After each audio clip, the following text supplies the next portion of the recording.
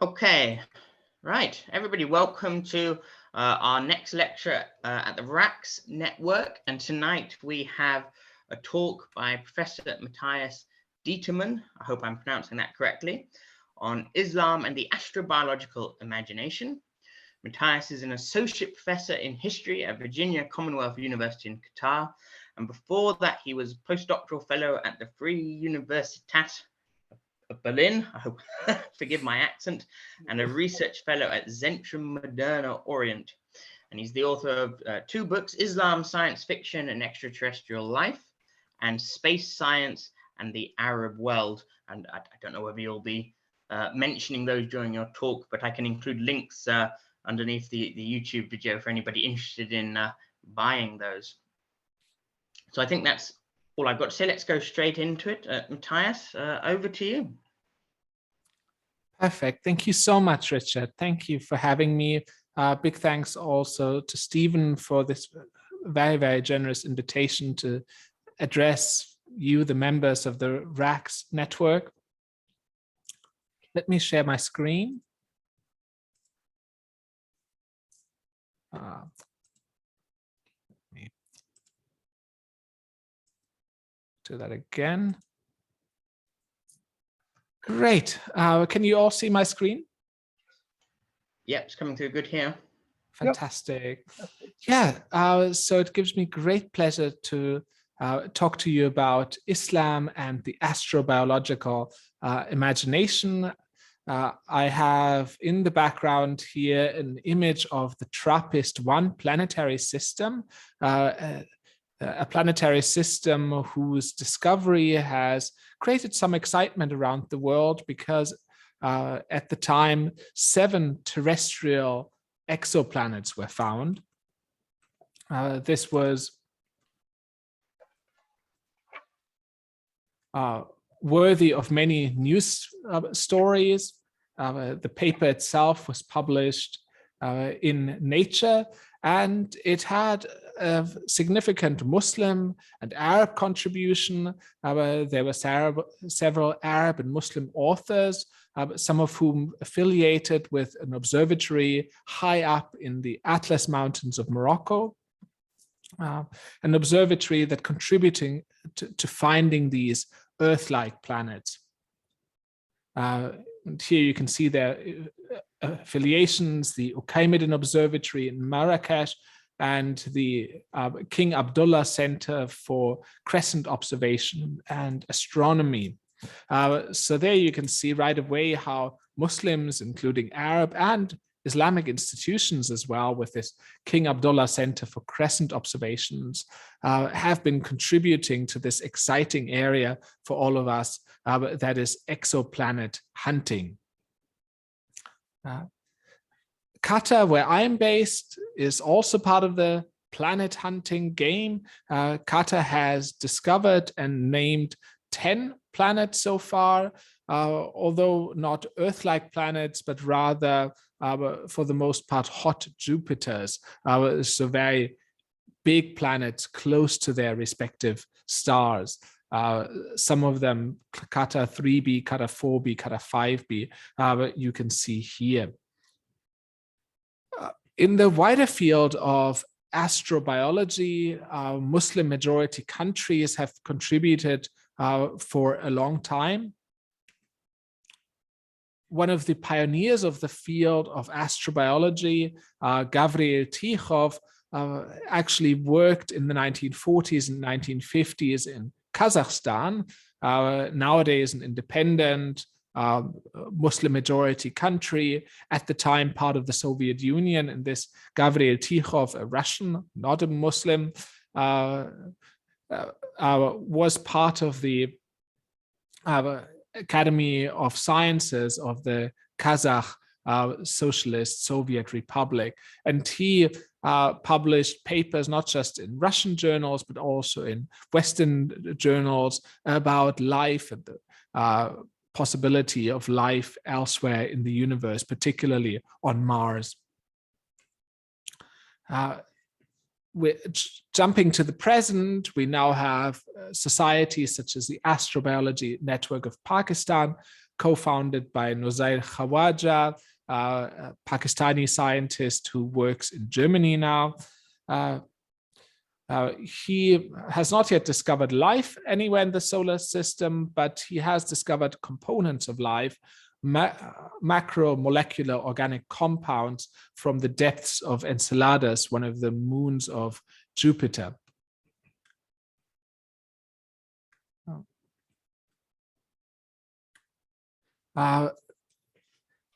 The other countries as well are quite enthusiastic about the possibility of life elsewhere in the solar system. The United Arab Emirates has an ongoing Mars mission where an orbiter is going around Mars studying the Martian atmosphere. There's also a larger United Arab Emirates project to build a city on Mars by 2117. This is a rendering, and I can share a short video clip of this city.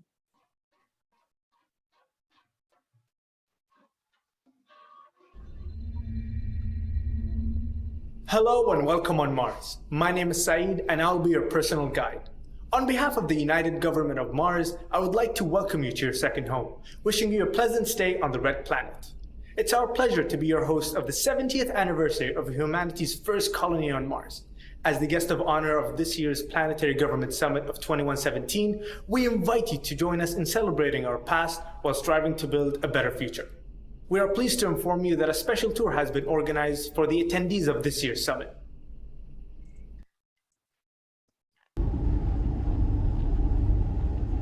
This is the first city on Mars, the City of Wisdom.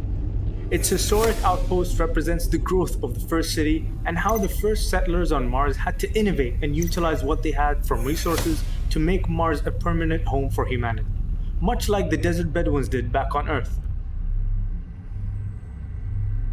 In the first settlement, there are units dedicated to geology and water exploration, gravity and atmosphere, soil composition and mining, radiation and energy harvesting, and finally, the largest real-time deep space communication base located out of Earth. So this is the vision of the United Arab Emirates to build a city on Mars within the next 100 years. These Emirati projects to colonize Mars have already created some government-sponsored science fiction, such as this particular children's magazine here, The Red Planet, featuring an alien encounter. Not every Muslim majority country has an elaborate space program like the United Arab Emirates has. However, almost every country or virtually every country in the Muslim world has a substantial extraterrestrial culture, an ET culture. So the aliens have definitely landed in the Muslim world, at least in the imagination and in the minds of many, many people. And I want to show one example. This is a trailer for a television series, an animated series from Qatar that features an alien landing or crashing in Qatar and discovering Qatari society while also celebrating the FIFA World Cup 2022.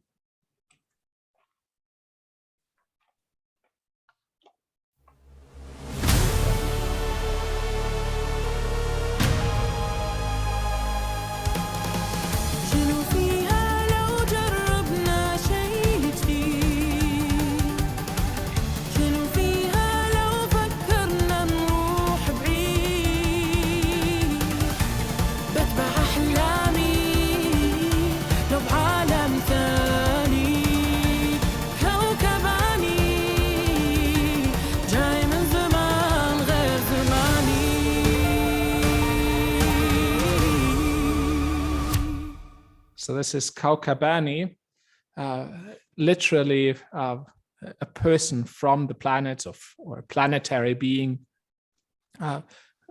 discovering Qatari culture after crashing on Earth. Astroculture, extraterrestrial culture is almost everywhere. You look, and you don't need to make extra efforts of having to visit Muslim majority countries. You can just go on Instagram, but where there is a lot of Muslim futurist art, such as, for instance, Murat Alpa from Turkey, combination of Ottoman miniature and Star Wars. Or we have another Qatari artist, Lucid Credo, who combines images of Bedouins with images of aliens.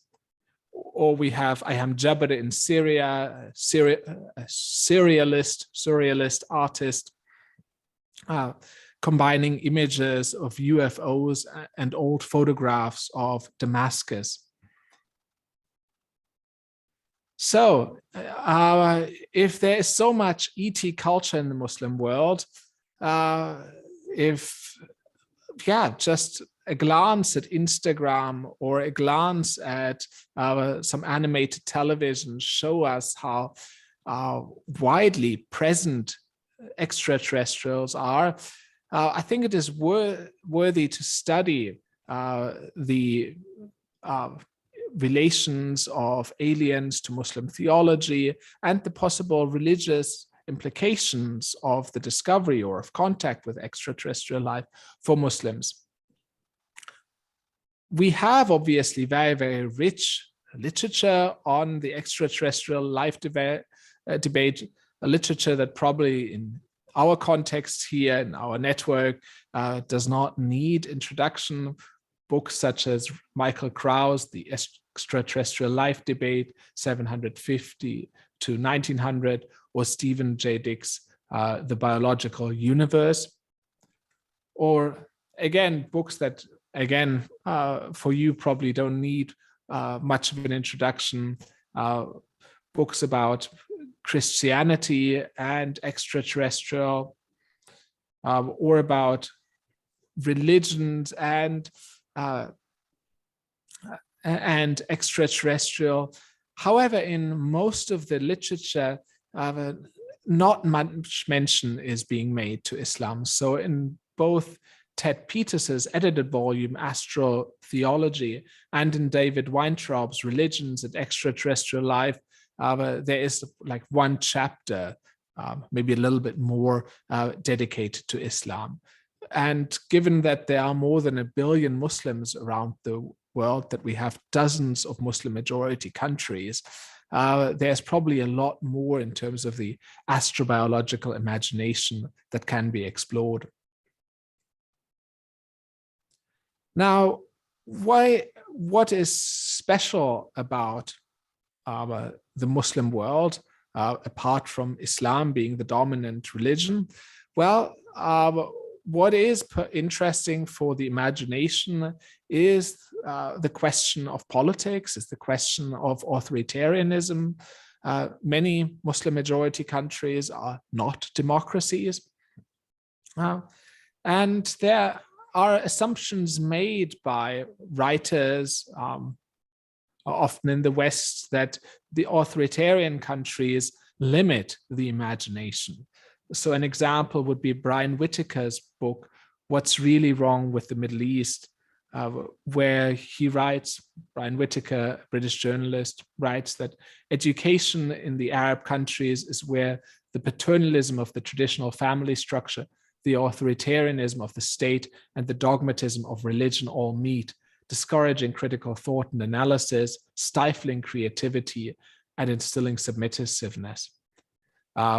Later, Brian Whitaker continues, curricular, teaching, and evaluation method, the AHDR, the Arab Human Development Report noted, do not permit free dialogue and active exploratory learning, and consequently do not open the doors to freedom of thought and criticism.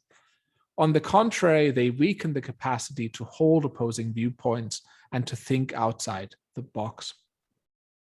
Brian Whitaker mentions here the dogmatism of religion, and there are definitely very dogmatic religious scholars in the Muslim world. One of them is Muhammad Saleh al-Munajjid, somebody who once issued a fatwa against science fiction, where he was asked, is it okay to read books on science fiction where a mad scientist creates a human being or a hybrid between a human and an animal?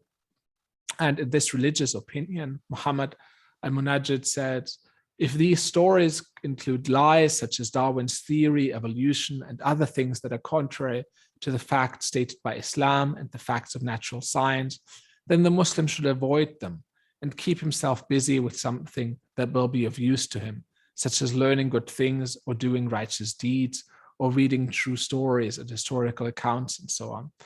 Many of the movies and novels that are known as science fiction include a lot of kufr or unbelief, such as putting life and death in the hands of some created being, giving creatures the ability to create from nothing, saying that scientists in laboratories can create from nothing, making inanimate things come alive, creating life from a fossil that has been dead for millennia, or traveling to the future, then coming back to the present.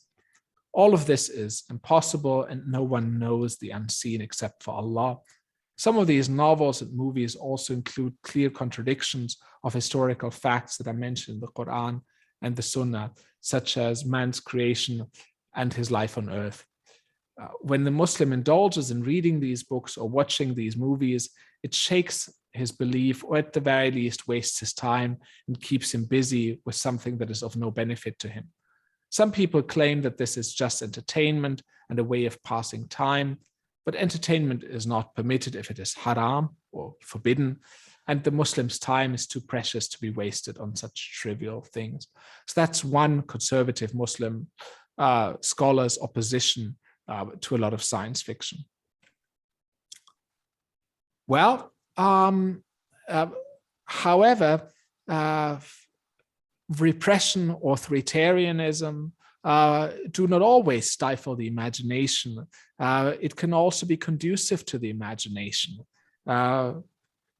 So one example is the play Huri from Mars, or a Paradise Virgin from Mars. This play was written early 1950s, was submitted to a censor under the title Huriya min al-Jannah, Virgin from Paradise. And the story of the play is about a man wishing for an ideal wife because he has trouble and lots of fights with his existing wife, and God sends him a perfect, beautiful, obedient virgin from paradise and to make him happy. But of course, as such stories go, the man is not happy with a wife who is completely obedient and wishes his own older wife, with whom he had trouble, back. When this was submitted to a censor, the censor didn't like the idea that this was a paradise virgin sent from paradise to earth by God.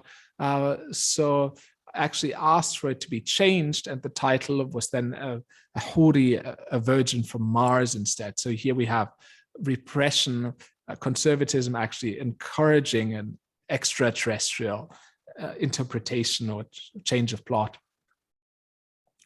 Another example that I would like to give is Ahmad Ra'if, somebody who actually wrote in prison. He was a political prisoner affiliated with the Muslim Brotherhood, also a historian of the Muslim Brotherhood, who wrote another play called Al-Bu'd al-Khamis, the Fifth Dimension, about an ideal Islamic society on Mars, implicitly criticizing the non-Islamic societies on Earth that are not as perfect as the one he imagines on Mars. This was a criticism of the existing state of politics in Egypt and other countries. And maybe if he had criticized politics more directly, in a more realistic way, he would not have been allowed to write such a play in prison. But because he sort of put it on another planet in the realm of science fiction, he had plausible deniability. So he could deny that his story was about present-day Islamist politics in Egypt, but instead could write that, could claim that he's just fantasizing about another place elsewhere in the universe. So here we have examples where repression, authoritarianism has actually contributed to science fiction rather than stifling the imagination of life in the universe.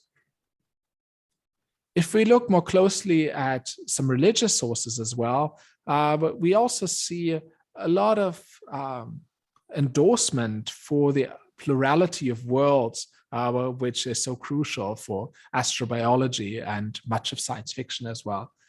This is a Saudi edition of the Quran from 1989-90, printed at the King Fahd Holy Quran Printing Complex in Medina.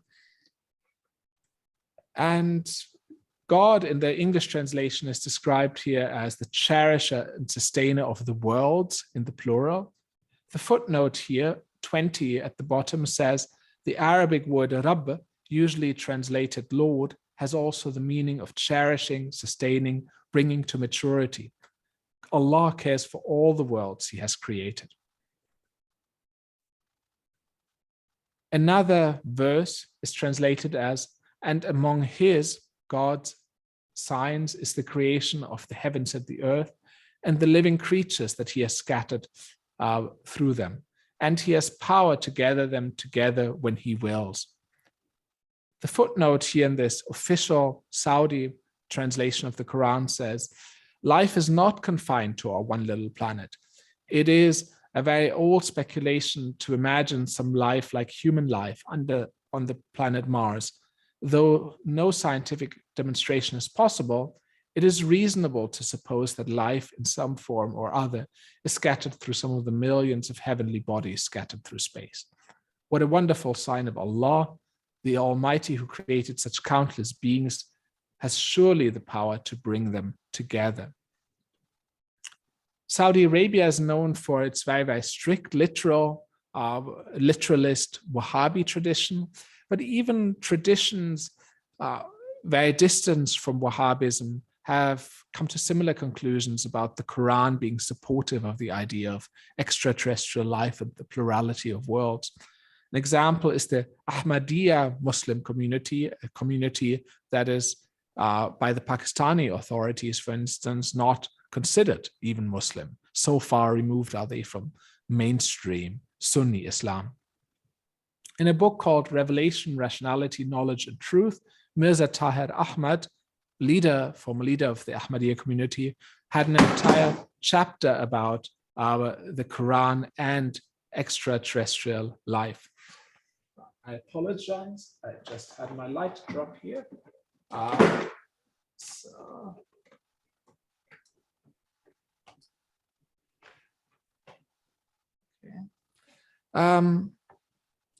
Okay, thank you. So there's an entire chapter about the Quran and extraterrestrial life. And one of the verses is translated as, Allah is he who created 7 heavens and of the earth the like thereof. And in the main text, it says that the second part of the same verse speaks not only of the possibility of extraterrestrial life, but it categorically declares that it does exist, a claim which even the most scientific researchers have not been able to make so far with any measures of certainty. So here again, we can see an interpretation of the Quran as affirming extraterrestrial life, an interpretation that unites otherwise very distant traditions, such as the Wahhabi tradition and the Ahmadiyya. If the Quran is so supportive of extraterrestrial life, it is then not surprising that we also find Islamic UFO movements or UFO religions, one of the most famous being the Nation of Islam, which in itself occurred in context of severe repression of white supremacy and other forms of oppression in urban Black African American communities.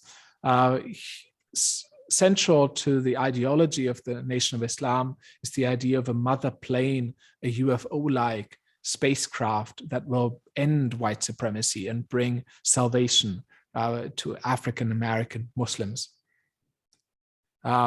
Similarly, the Nuwaubian nation, another African American new religious movement that arose out of the same milieu, so urban places such as Brooklyn, with repression, with poverty, but also with incredible creativity and syncretism. But here we can see a man from planet Rizq being at the center of the mythology of the movement at a certain time. A man who combined Islamic with Hebrew and other religious traditions. Arabic being part of the scripture of the Nuwaubian nation, or also Ansar Allah, as this community is known as well. This kind of creativity is found in America, but we can also find it in Turkey as well. There's an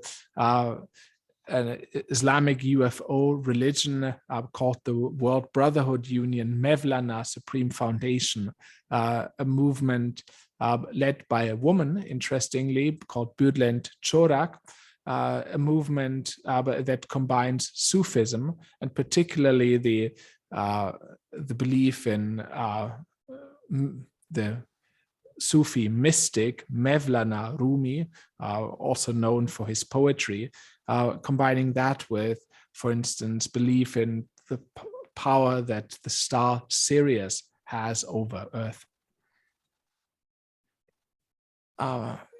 There are Islamic movements, and there's then also not just science fiction by Muslims, but there is Islamic science fiction as well. So science fiction that draws on scripture, that draws on the Islamic tradition. One example is Al-Kawkab Al-Ajib, the wondrous planet, أول حوار مع فيروس عاقل, the first dialogue with an intelligent virus, definitely a novel for our time, a novel by Abdul Hamid Ibrahim, a doctor from Egypt, who dedicated his book to every Arab and Islamic leader in the hope that these Arab and Muslim leaders would unite the dream of their peoples, would realize the dream of their people to unite Arabs and Muslims.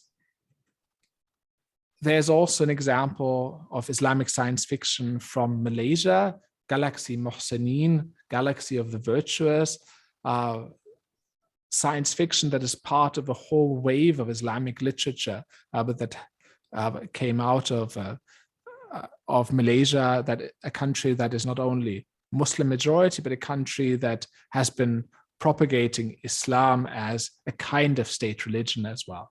Here we can see planets in the world building of Azrul Jaini, the author, being named after surahs of the Quran. We can also see ships having Allah in the name, so Saif Allah, carrier, the sword of God, or Asadullah, cruiser, so the lion of God. There's a caliph, there's a taqwa algorithm, referring to the Arabic word for piety. So there's a whole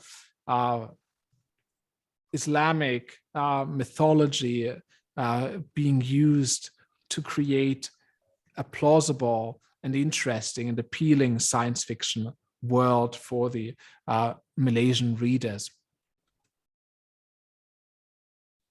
To conclude, the literature on religion and extraterrestrial life so far has not given a lot of attention to Islam, despite Islam obviously being one of the world's great religions, despite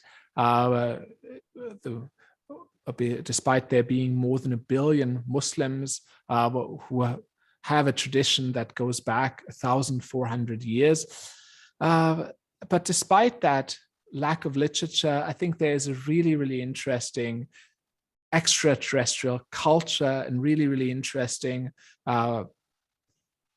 relationship between Islam and the idea of alien life that is to be explored.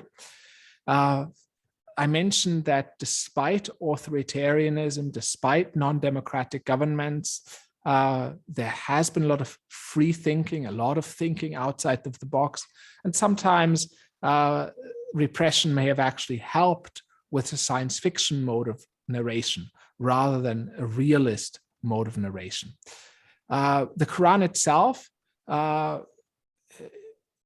according to various different interpretations, supports the idea of the plurality of worlds, supports the idea of there being multiple kinds of creatures in the cosmos, perhaps even intelligent creatures such as the jinn. So the Islam itself, through its core text, is then not just tolerant of the idea of extraterrestrials, but very much affirms it, and the existence of other worlds and the existence of extraterrestrial can be understood as being evidence for the glory and for the power of God even. I feel with this presentation, I've only barely scratched the surface of all the Islamic imaginations of life in the universe that are out there. But there's so much to explore. And I invite you, if you're interested, to join Richard, to join Stephen, and to join a number of other scholars for our Islamic perspective on Exotheology conference, but that will happen in 2 weeks, online, free, via Zoom, where hopefully we will have topics that will be of interest to some or all of you. So please keep that in mind on your, keep this event on your mind and in your calendar if you're interested. Thank you again, Richard. Thank you, Stephen, for having me. Big thanks to everybody for coming. And I look forward to receiving any questions that you may have or any comments. Thank you so much. Thank you.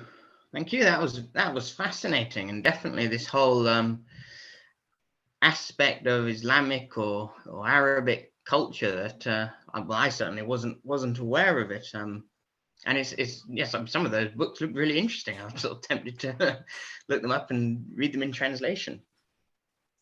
I'm sure lots of people have a few questions. I'm still puzzling over how to phrase some of them myself. Does anybody want to jump in with a question first?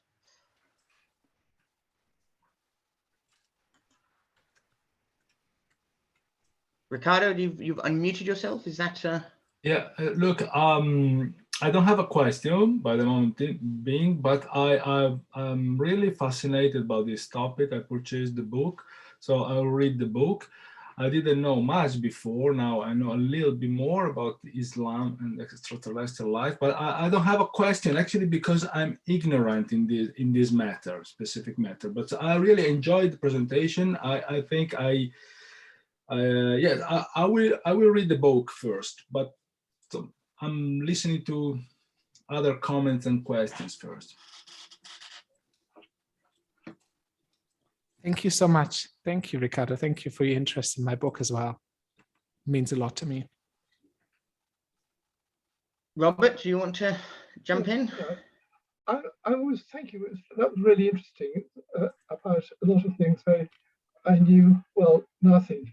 But my problem, as with all speculation about extraterrestrial life is that since the science of the formation of life on Earth is so completely unclear, one of the top experts, Professor Jim Tour, said that the science were clueless as to the origin of life. It does seem to me there may well be a case for saying that there may not be life elsewhere in the universe. The difficulties one has to surmount in the creation of life by natural methods, by natural means, are so amazing, are so extraordinary, that it really looks as if it's a one-off singularity. And I just think that it's the implausibility of life being sort of very common is given by the fact that even top biochemists with most modern laboratories are just incapable of making even some of the most least complex proteins.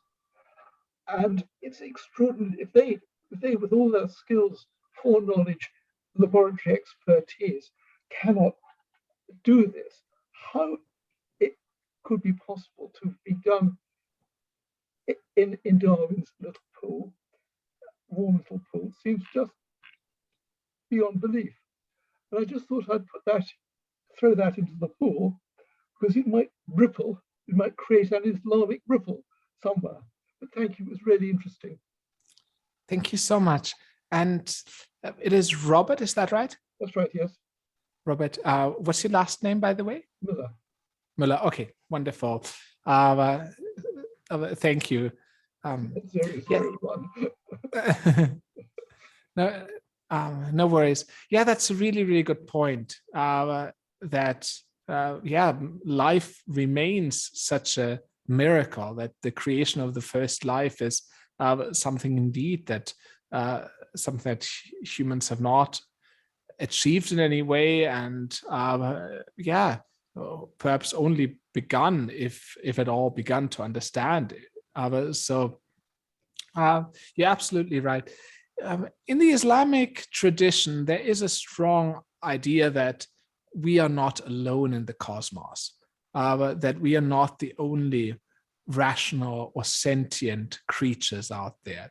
I mentioned in my talk briefly the jinn, the jinnis, who in the Islamic tradition, they are creatures who are capable of choosing between between good and evil. They are intelligent creatures, but they're creatures of a different nature. In the Islamic understanding, they're made of fire. Muslim scholars are divided on whether one should see the jinn as being part of Earth or being extraterrestrial. They certainly seem to have something interdimensional about them, in that jinn can appear and disappear, can make themselves invisible, visible, that they can shapeshift, and so on. Perhaps the jinn are as miraculous, as hard to understand, as difficult to grasp by scientists, as indeed the creation of any form of life from inanimate matter. But there is definitely a strong idea in Islam that we are not alone in the universe. Could I bounce back very briefly? So, yeah, absolutely. I was very fascinated that you had mentioned jinn, because in the other two monotheistic religions, I think you're limited to angels and demons, who have many of the metaphysical characters, the metaphysical characteristics of jinns, but there's only two kinds, as well. They're the unfallen, the angels and fallen angels, and there's no intermediary category. But maybe there is. Maybe we are ignoring fairies. But that's another story. Yeah, that's a good point. I mean, the fairies are certainly part of European tradition, although they're less part of, let's say, a religious tradition as such. And you write about the angels being either fallen or not fallen. If they're not fallen, then you almost wonder how intelligent they really are, or whether angels are mainly like tools of God, right? Whether and like an angel who is not fallen is just simply obeying God's orders and just executing whatever God wants. But the jinn definitely seem to be more complex creatures than that. They're not either for God or against God in a very, very simple binary way, but they can sin as well, but they can go to heaven, go to hell, and so on. And they seem to be just a lot more complex in their morality, just like humans are, and a lot more complex than angels are. I think it's true that angels, sorry, just very, very briefly, I'm hogging this, it's really unfair. I think it's true that angels do have free will, because they exercised it, some of them exercised it, well, pretty badly and fell. But they can't unwind themselves. Once you're fallen, you can't recover yourself. But I suppose it is open to any angel even now to make a bad decision. It just happens that they don't. Yeah. So I think there is a complexity in the angelic morality, in the angelic moral formation, as there is in human. It's just expressed differently. That's a good point. Yeah. I don't know if you can hear me. Yes, we can.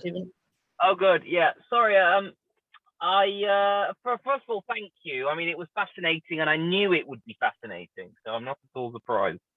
I'm just wondering whether, I mean, I absolutely agree that there seem to be very good resources within the Islamic tradition for thinking about the possibility of extraterrestrial life, you know, using the kind of some of the implicit, resources, thinking about jinns and the, Lord of the Worlds in the Quran. I'm wondering whether, especially given, the cutting edge astronomical research, happening in the golden age of, Islamic science, whether this was a possibility explicitly discussed in something like the modern sense of the term extraterrestrial in the Islamic classical medieval tradition, in the same way that, for example, someone like Nicholas of Cusa or Giordano Bruno explicitly engage with these questions in the European tradition. I mean, is this something that is kind of ever discussed by people like Ibn Taymiyyah or Al-Ghazali or, Al-Kindi or these kind of classical figures? Thank you. That's a really good point. So the classical figures, they definitely take notice of the idea of there being multiple worlds, right? God is Lord of the worlds. That's a phrase that appears dozens of times in the Quran. The world is never mentioned in the singular in the Quran. It's always in the plural. It's also a rather unusual plural form for those of you who might know some Arabic, in that the Arabic form is Rabb al-Alameen, Lord of the worlds. Alameen, it's an unusual plural form that is normally restricted to sentient beings. So Muslimin is Muslims, or Nabiyyin is prophets, or Banin is sons, and so on. So this "in" ending is something that's normally restricted to sentient humans or sentient beings. So it's a strange word that appears in the Quran and that has attracted a lot of attention. There's also the idea of there being multiple heavens, potentially multiple earths, and that God would have spread different kinds of creatures throughout those heavens. So this is definitely something that, because it's in the Quran, also medieval commentators would have picked up on. Obviously, it is hard to say what exactly people would have understood by the word world, right? I mean, that's even something like world. We'll find it among the ancient Greeks. We find it among the ancient Romans. We find it among the medieval Arabs, medieval Muslims, and so on. Sometimes it is described as being the worlds of the humans, maybe the world of the jinn, the world of the angels, perhaps. What we don't have in the medieval Islamic terms is obviously the modern Copernican understanding of worlds as planets, right? So with the Copernican revolution, right, we have the idea that that Earth becomes a planet that rotates around the sun like the other planets do. And we also have the idea that the other planets can potentially become Earths. So I think there's something post-Copernican about the idea of world as planet. Yeah. So obviously the Islamic medieval corpus is huge. There's so many Arabic texts. So it's hard to make any definitive conclusions about this. But I would be surprised if we find anything that in the medieval tradition that necessarily says,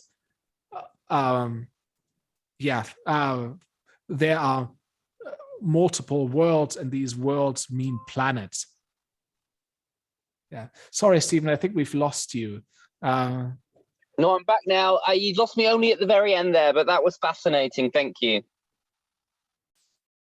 think that also sort of leads on to a question that I had. Again, well, I guess I'm asking more broadly, but including in those sort of traditional texts, the big historical hitters, if there, there seems to be this confidence that there is alien life, and so I guess my sort of question is there any consensus, any assumptions, any thoughts on whether such life would look like us, whether they would pray in the same way, and would they have the same Quran? I mean, it comes across in the Quran.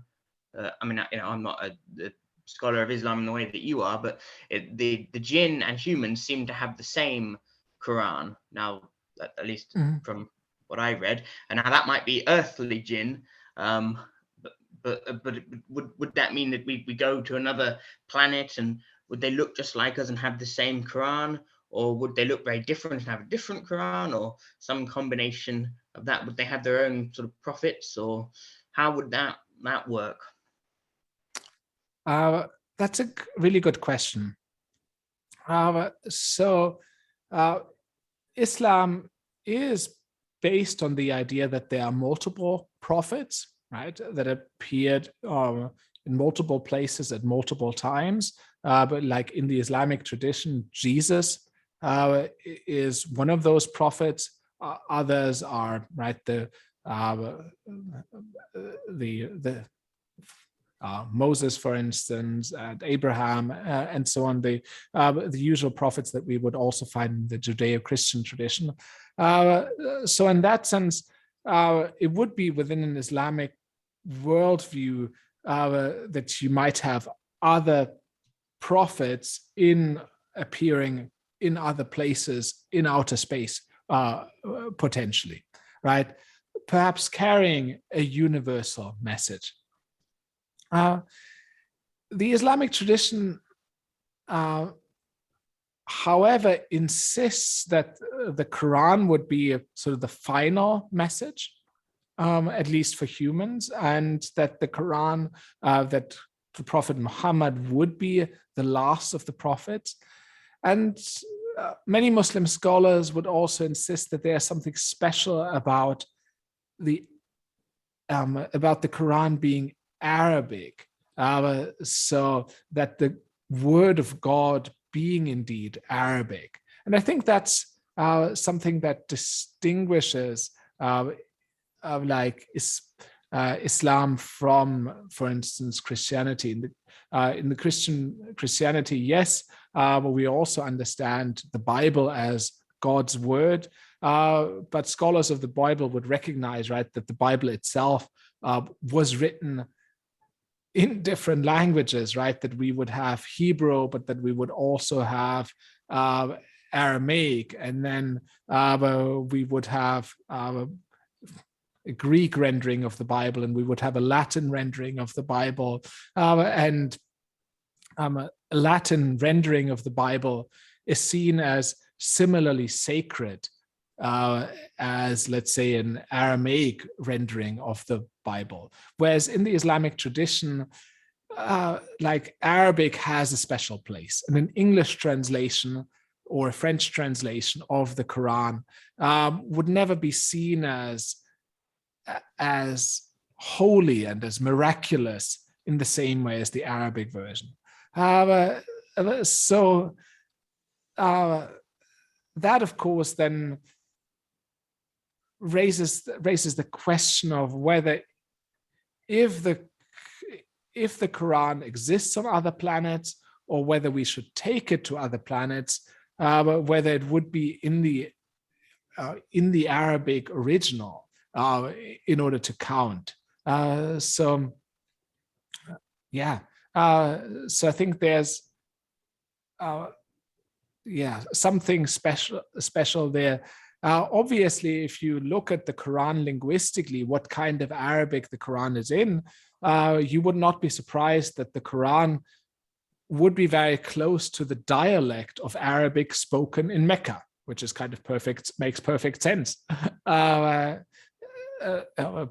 Given that the Quran was revealed to the Prophet Muhammad, so hence it would be in kind of his version of Arabic. But potentially that also localizes the Quran on a very specific part, to a very specific place on earth, so that maybe raises tensions or makes it more difficult for us to imagine the Quran in the language of Arabic, in the dialect of Mecca, existing easily on other planets. Yeah, and I suppose even it, a bit like in some, I mean, Doctor Who, they do eventually have a workaround for it, which is that the TARDIS translates it. But in some science fiction, everybody just seems to speak English for some reason. So I suppose it's possible that you go there and you discover that actually they had this Arabic language. But I suppose it's still localized because the Quran makes references to the Prophet Muhammad, which sort of means that only he could reveal it fully. I guess you could have a sort of prophet who said on another planet there's a prophet getting this, but I mean, I'm sure there are definitely ways they can. There's the scope for how they could get around this problem. But it raises some interesting conjectures that we'd have to make. And like Islam in general, those are great points, Richard. Islam in general is in many ways more localized to Earth, but also astronomically, in that, for instance, when you look at the rituals, one of the rituals would be the fasting during Ramadan, as is happening currently this month here in April, where you would fast from sunrise to sunset. That, of course, works in our particular planetary system with our sun. It might not work in a different planetary system with a different sun, different orbits, but maybe multiple suns. Also, right, the symbol of Islam, the most important symbol of Islam is, of course, the Crescent Moon, which has a special significance for Earth because we have this one moon.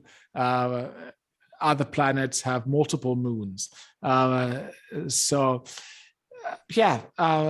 Islam is shaped by the particular place of Earth within our planetary system. So there are indeed lots of like challenges to how Islam should look like on a different planet. Yeah. No, I remember. I mean, it's sort of a bit like, but to the max. I know that Muslims in Iceland and places like that, where they have, almost sort of permanent days and then permanent nights, because they're so far towards the North Pole, that they go on Meccan time, because otherwise they'd starve if they fasted during the day. So would they stick to Earth time and sort of have a magic stopwatch, or would they kind of have their own take on it, or would it, again, would the, so to speak, literally would the stars align and they'd have the exact same setup, maybe, or something? Totally.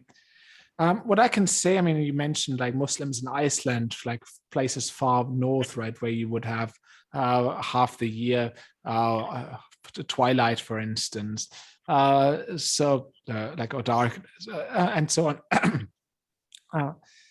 So Islam is an incredibly successful religion, but just by virtue of there being more than 1 billion Muslims, something like 1.6 billion, and we can find Muslims everywhere on our planet, and we've also found them in outer space, in the sense of we've sent Muslims astronauts up to the International Space Station, for instance.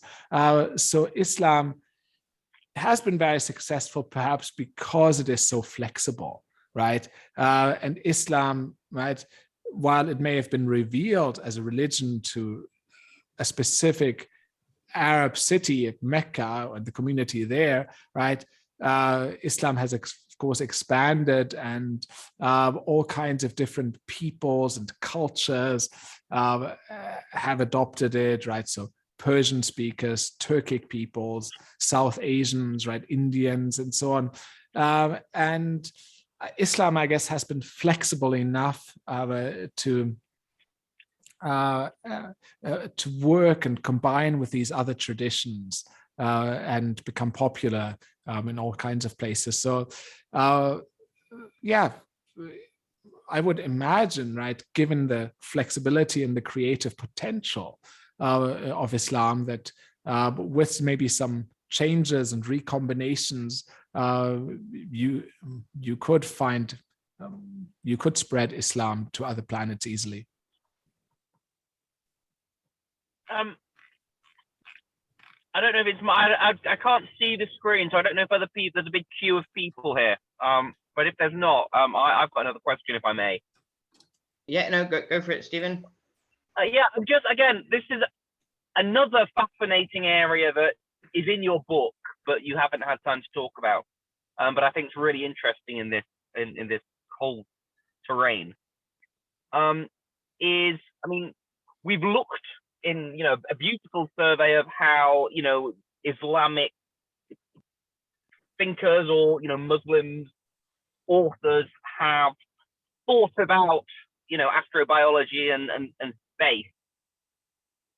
But I was wondering if you could just briefly comment on how non-Muslim science fiction writers, say, have sort of appropriated Islamic tropes and this kind of Orientalist vision.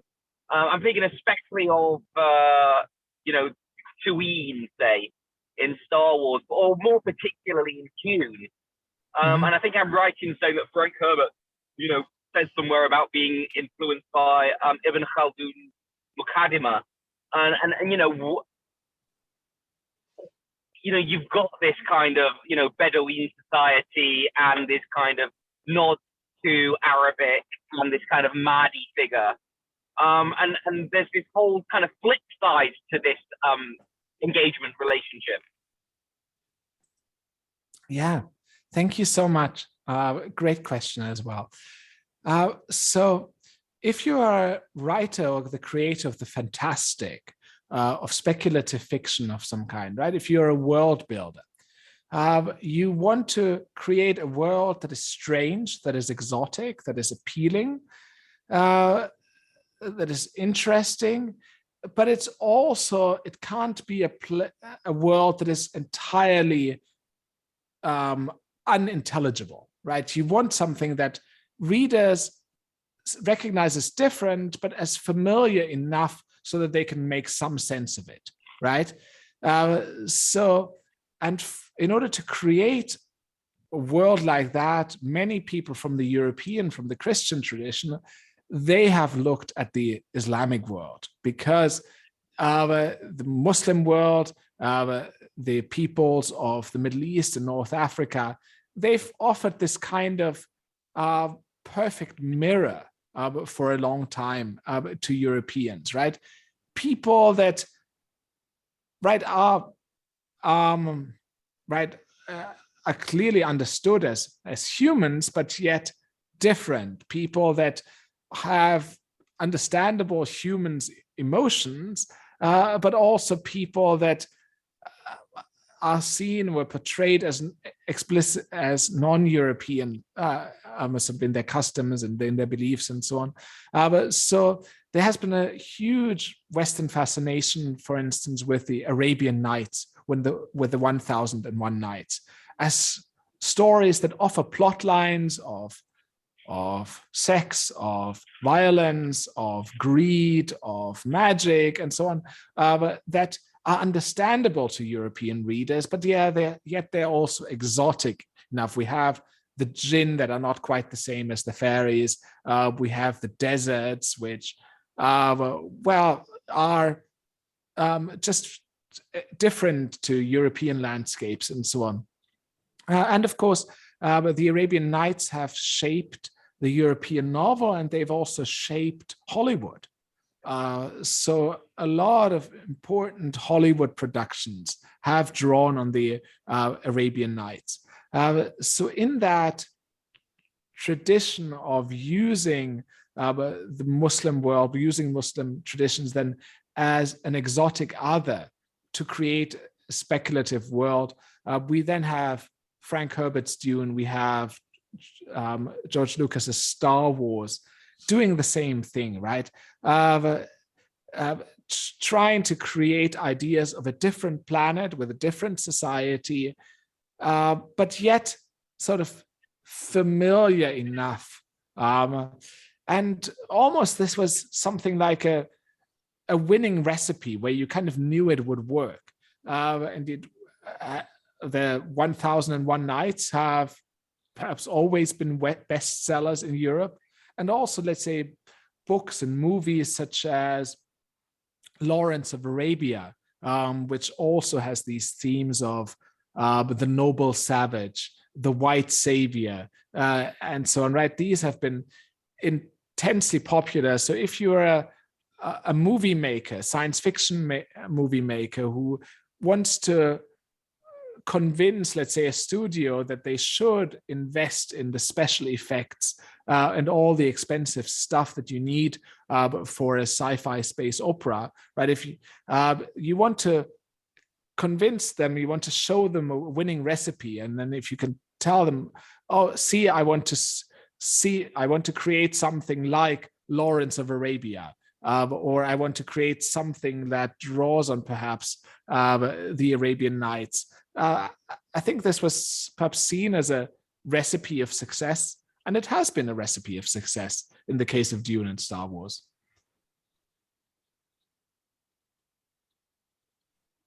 Does this answer your question, Stephen? Yeah, no, that was ideal. Yes, absolutely. Good. We're over an hour, so it's perfect timing. Does anybody have any further questions? Anything to ask? Yeah. Matthias, then maybe do you want to for the people watching on YouTube, do you want to talk? I'll include links in the description, but do you want to talk a little bit about the book that's been mentioned so positively a few times? What is it called? What is it called? Where can they get it from? And what's it about? That sort of thing. and then we'll wrap up after that. Thank you. The book is called Islam, Science Fiction and Extraterrestrial Life. The subtitle is The Culture of Astrobiology in the Muslim World. It has been published by IB Tauris, which is an imprint of Bloomsbury. Bloomsbury is perhaps best known as the publisher of Harry Potter, also one of the most successful franchises of speculative fiction in the 21st century, alongside Star Wars and so on. And you can probably get the book anywhere where Bloomsbury has distributors, and that includes the usual online booksellers as well. Excellent. Okay, well, we're online, so we won't do a formal round of applause, but an unofficial round of applause. Thank you. Let me say one more thing, if you don't mind, Richard. Absolutely. If any of you, and that includes any of you, our listeners, would be interested in participating in our conference on Islamic perspectives on exotheology, please just send me an email and I'll share the Zoom link with you. Thanks. Absolutely. Yeah, I'll include links to all of that where everybody can find that below the video on YouTube. Perfect. Okay, well, I think we'll say goodbye there. We'll say goodbye to our online to our YouTube viewers, and I'll stop recording. If people want to hang around for a few minutes afterwards, they can. But if not, I think that's it from us for today. All right. Thank you. Bye. Thank you so much. Thank you for having me.